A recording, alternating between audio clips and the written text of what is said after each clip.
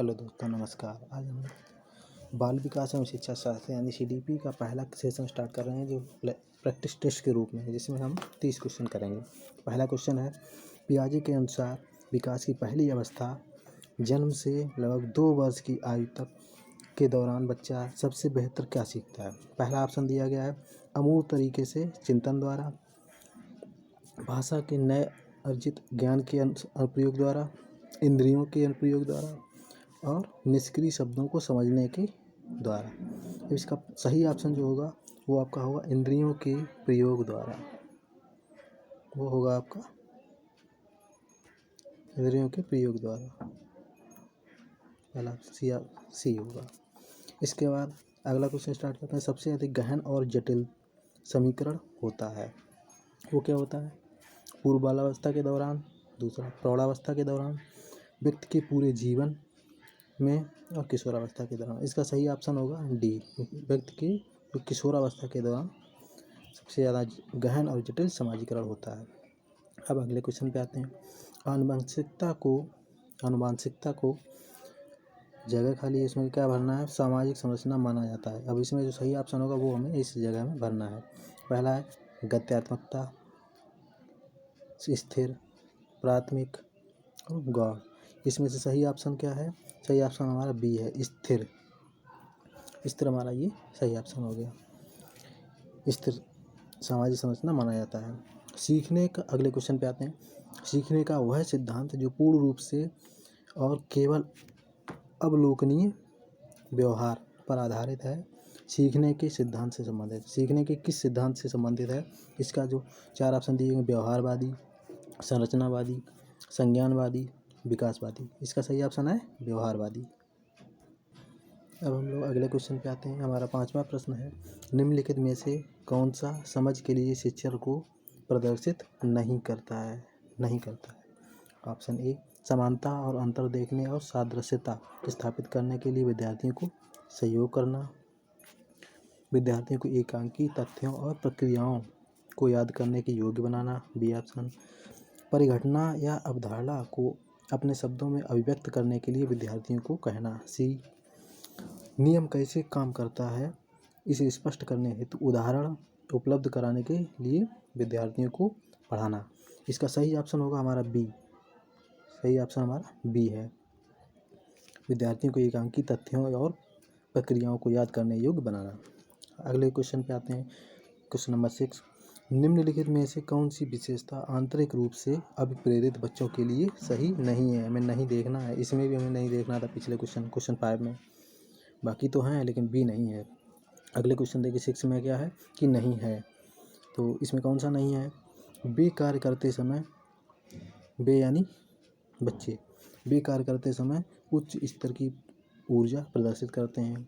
B, वे चुनौती भरे कार्यों को पसंद करते हैं, ये हमेशा सफल होते हैं, उन्हें कार्य करने में आनंद आता है। छठे का होगा क्वेश्चन नंबर 6 का आंसर होगा सी, ये हमेशा सफल होते हैं, ये नहीं है इसमें। अब क्वेश्चन नंबर 6 पे आते हैं, हम लोग 7 पे आते हैं। एक शिक्षिका अपनी कक्षा को प्रतिभाशाली बच्चों की योग्यताओं में उपलब्ध चाहती है। अपने उद्देश्य की प्राप्ति के लिए उसे निम्नलिखित में से क्या नहीं करना चाहिए। नहीं आता है, नहीं। इसके ऑप्शन देखते हैं हम। इसका सही ऑप्शन, इसके ऑप्शन देखते हैं। ए है, विशेष ध्यान के लिए उन्हें समकक्षियों से अलग करना, उनकी सृजनात्मकता को समृद्ध करने के लिए उन्हें चुनौती देना। तीसरा क्या है, उन्हें गैर शैक्षणिक गतिविधियों में आनंद लेना सिखाना। और डी है, तनाव को नियंत्रित करना सिखाना। इसका सही ऑप्शन होगा ए, विशेष ध्यान के लिए उन्हें समकक्षियों से अलग करना। ये ऑप्शन सही हो गया हमारा। अगले क्वेश्चन पे आते हैं। छोटे शिक्षार्थियों में निम्नलिखित में से कौन सा लक्षण पढ़ाई कठिनाई का नहीं है। पढ़ाई कठिनाई का कौन सा ऑप्शन नहीं है। ऑप्शन 4 दिए गए, शब्दों और विचारों को समझने में कठिनाई। बी ऑप्शन है, सुसंगत बर्तनी में कठिनाई। सी है, वर्ण एवं शब्द पहचानने में कठिनाई। डी है, पठन गति और प्रवाह में कठिनाई। इसका जो सही ऑप्शन होगा वो होगा ए, शब्दों और विचारों को समझने में कठिनाई। अब क्वेश्चन नंबर 9 पे आते हैं। 9वां क्वेश्चन क्या कह रहा है, शिक्षार्थियों का आत्म नियम, जगह खाली है, इसमें क्या भरना है, की ओर संकेत करता है। अब इस जगह में हमें क्या बनना है, 4 ऑप्शन दिए गए हैं। विद्यार्थी निकाय द्वारा बनाए गए नियम, विनिमय, स्व अनुशासन और नियंत्रण, अपने सीखने का स्वयं पर्यवेक्षण करने की उनकी योग्यता, और डी क्या है, विद्यार्थियों के व्यवहार के लिए विनिमय बनाना। इसका सही ऑप्शन होगा डी, विद्यार्थियों के व्यवहार के लिए विनिमय बनाना। अगले प्रश्न पे आते हैं। निम्नलिखित में से किस कथन को सीखने के लक्षण के रूप में नहीं माना जाता। नहीं पे ध्यान देना है हमें क्वेश्चन पे कि नहीं क्या कह रहा है, नहीं पे ध्यान देना है, नहीं तो ऑप्शन हमारे गलत हो सकते हैं। व्यवहार का अध्ययन सीखना है। अगला ऑप्शन अनअधिगम, अनलर्निंग भी सीखने का एक हिस्सा है। सीखना एक प्रक्रिया है जो व्यवहार में मध्यस्थता करती है। सीखना कुछ ऐसी चीज़ है जो कुछ अनुभवों के परिणाम स्वरूप घटित होती है। इसका सही ऑप्शन होगा ए, व्यवहार का अध्ययन सीखना है। हम लोग अब आते हैं प्रश्न संख्या 11 पे। सिद्धांत के रूप में रचनावाद। अब इसके 4 ऑप्शन दिए गए हैं। सूचनाओं को याद करने और पुनर्स्मरण द्वारा जांच करने पर बल देता है। शिक्षक की प्रभुत्वशाली भूमिका पर बल देता है। अगला है अनुकरण की भूमिका पर केंद्रित है। फिर है दुनिया के बारे में अपना दृष्टिकोण निर्मित करने में शिक्षार्थी की भूमिका पर बल देता है। इसमें कौन सा ऑप्शन सही है? इसका ऑप्शन है डी, डी ऑप्शन सही है। दुनिया के बारे में अपना दृष्टिकोण निर्मित करने में शिक्षार्थी की भूमिका पर बल देता है। अगले क्वेश्चन 12वें पे आते हैं। Question number 12। सृजनात्मक विद्यार्थी वह है जो, 4 ऑप्शन क्या दिए हैं। परीक्षा में हर बार अच्छे अंक प्राप्त करने के योग्य है, पार्स यानी लेटरल, चिंतन और समस्या समाधान में अच्छा है, ड्राइंग और पेंटिंग में बहुत विलक्षण है, और आखिरी ऑप्शन है बहुत बुद्धिमान है। इसका जो सही ऑप्शन होगा वो होगा बी, पार्स यानी लेटरल, चिंतन और समस्या समाधान में अच्छा है। अब प्रश्न संख्या 13 पे आते हैं। अवधारणाओं का विकास मुख्य रूप से स्पेस में क्या भरना है का हिस्सा है। इसके 4 ऑप्शन दिए गए हैं। शारीरिक विकास, सामाजिक विकास, संवेगात्मक विकास, बौद्धिक विकास। अब इसमें क्या भरना है, इसका सही ऑप्शन होगा वो होगा डी, बौद्धिक विकास। व्यक्तिगत शिक्षार्थी एक दूसरे से किस चीज़ में भिन्न होते हैं। इसमें क्या भरना है, किस चीज़ में भिन्न होते हैं। इसके 4 ऑप्शन दिए गए हैं। क्या देखते हैं। ऑप्शन ए है विकास क्रम, फिर विकास की सामान्य क्षमता, अगला है बुद्धि एवं विकास के सिद्धांतों, आखिरी है विकास की दर।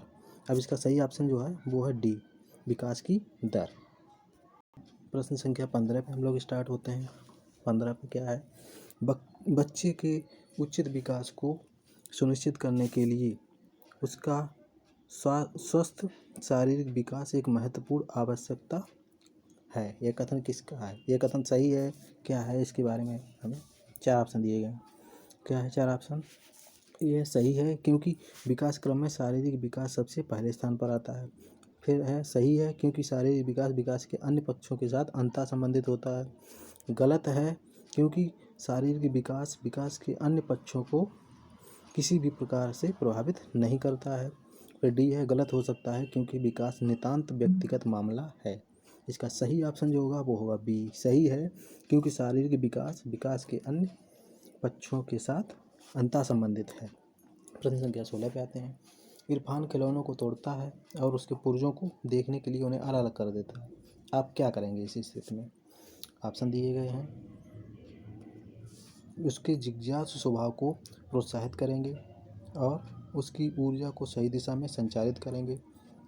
फिर उसे समझाएंगे कि खिलौनों को कभी तोड़ना नहीं चाहिए। इरफान को खिलौनों से कभी भी नहीं खेलने देंगे, उस पर हमेशा नज़र रखेंगे। 16 का जो सही ऑप्शन होगा वो होगा ए, उसके जिज्ञासु स्वभाव को प्रोत्साहित करेंगे और उसकी ऊर्जा को सही दिशा में संचारित करेंगे। ये ऑप्शन ये सही है। इसके बाद अगले प्रश्न पे आते हैं। प्रश्न संख्या 17 क्या कह रहा है। बच्चे के विकास के सिद्धांतों को समझना शिक्षक की सहायता करता है। शिक्षक की सहायता क्या करता है। ऑप्शन 4 दिए गए हैं। शिक्षार्थियों को क्यों पढ़ाना चाहिए, यह औचित्य स्थापित करने में, शिक्षार्थियों की भिन्न अधिगम शैलियों को प्रभावी रूप में संबोधित करने में, ऑप्शन सी है शिक्षार्थी के सामाजिक स्तर को पहचानने में, और ऑप्शन डी है शिक्षार्थी को आर्थिक पृष्ठभूमि को पहचानने में, शिक्षार्थी की जो आर्थिक पृष्ठभूमि है उसको पहचानने में। इसका जो सही ऑप्शन है वो होगा बी, शिक्षार्थियों की भिन्न अधिगम शैलियों को प्रभावी रूप से संबोधित करने में। प्रश्न संख्या 18 पे आते हैं। 18 प्रश्न क्या कह रहा है, प्रत्येक शिक्षार्थी स्वयं में विशिष्ट है। इसका अर्थ यह है कि, चार ऑप्शन क्या दिए गए हैं, सभी शिक्षार्थियों के लिए एक समान पाठचर्या संभव नहीं है, एक विषम रूपी कक्षा में शिक्षार्थियों की क्षमताओं को विकसित करना असंभव है, कोई भी दो शिक्षार्थी अपनी योग्यताओं, रुचियों और प्रतिभाओं में एक समान नहीं होते। ऑप्शन डी, शिक्षार्थियों में न तो कोई समान विशेषताएं होती हैं और ना ही उसके लक्ष्य समान होते हैं। इसका जो सही ऑप्शन होगा वो होगा सी, कोई भी दो शिक्षार्थियों अपनी योग्यताओं, रुचियों और प्रतिभाओं में एक समान नहीं होते हैं। अब प्रश्न संख्या 19 पे चलते हैं। पुरुष स्त्रियों की अपेक्षा ज़्यादा बुद्धिमान होते हैं, यह कथन क्या कह रहा है। इस कथन के लिए चार ऑप्शन दिए गए हैं। लैंगिक पूर्वाग्रह को प्रदर्शित करता है, बुद्धि के विभिन्न पक्षों के लिए सही है या सही हो सकता है। इस चार ऑप्शन में हमें सही ऑप्शन है वो है ए, लैंगिक पूर्वाग्रह को प्रदर्शित करता है। इसके बाद अगला है प्रश्न संख्या 20।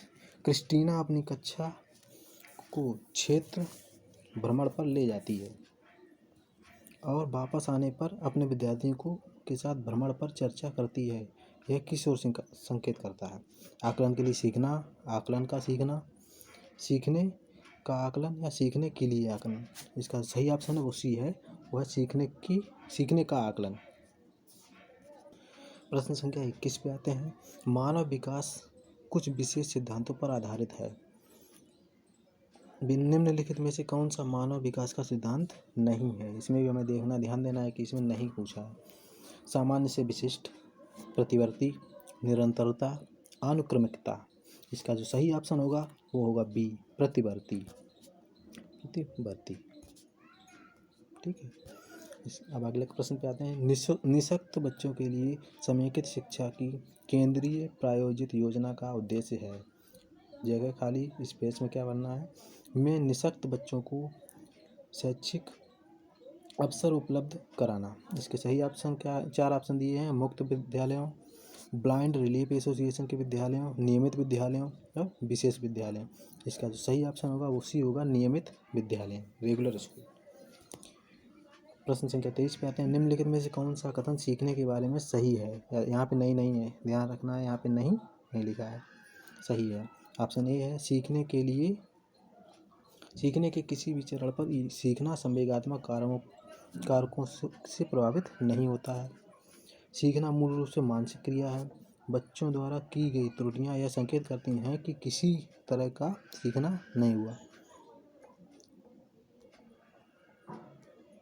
अगला है, सीखना उस वातावरण में प्रभावी होता है जो संवेगात्मक रूप से सकारात्मक हो और शिक्षार्थियों को संतुष्ट करने वाला हो।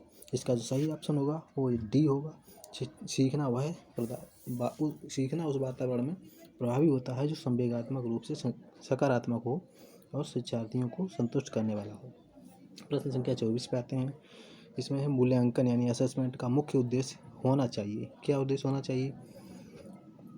पहला ऑप्शन है यह निर्णय लेना कि क्या विद्यार्थी को अगली कक्षा में प्रोन्नत किया जाना चाहिए, सीखने में होने वाली कमियों का निदान और उपचार करना, शिक्षार्थियों की त्रुटियां निकालना, शिक्षार्थियों की उपलब्धि को मानना।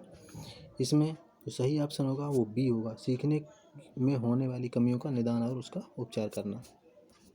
प्रश्न संख्या 25 पे आते हैं। शिक्षार्थी जो पहले सीख चुके हैं उसकी पुनरावृत्ति और प्रत्यास्मरण में शिक्षार्थियों की मदद करना महत्वपूर्ण है, क्योंकि चार ऑप्शन दिए गए हैं।